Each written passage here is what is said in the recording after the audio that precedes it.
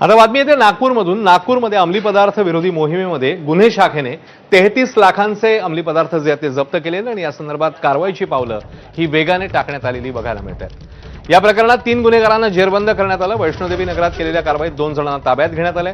मोहम्मद अन्सारी आणि मोहम्मद असलम अशी अटक केलेल्यांची नावे आहेत। त्यांच्याकडून सुमारे 30 लाख रुपयांची 151 ग्रॅम एमडी पावडर जप्त करण्यात आली आहे। दुसऱ्या कारवाईत जरीपटका पोलीस ठाण्याच्या हद्दीतील बेझनबाग परिसरात अमन मोटघरे नावाच्या युवकाला पकडण्यात आलं।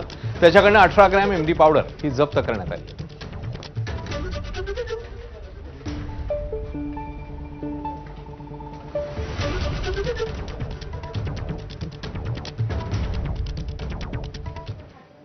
तिकडे जळगावात देखील अशीच एक कारवाई करण्यात आली आणि यामध्ये देखील लाखो रुपयांचे जे अंमली पदार्थ आहेत ते जप्त करण्यात आले। या संदर्भात कारवाईने पुन्हा एकदा वेग घेतलेला बघायला मिळतोय। 62 ग्रॅम एमडी ड्रग्ज जप्त करण्यात आले। 3,58,000चा मुद्देमाल हस्तगत करण्यात आला। कारवाईत इम्रान खान याला अटक करण्यात आली आहे। तपासात रफिक याचा सहभाग निष्पन्न झालाय। दोघांविरोधात गुन्हा दाखल करण्यात आला आणि पुढील तपास सुरू आहे।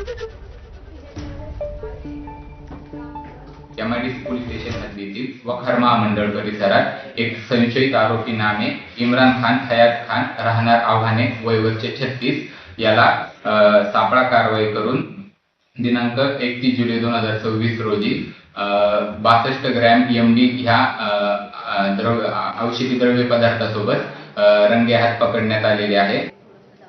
आता बातमी मुंबईच्या कांदिवलीमधून येते। कांदिवलीमध्ये नशेखोरांच्या 2 टोळ्यांमध्ये तुफान हाणामारी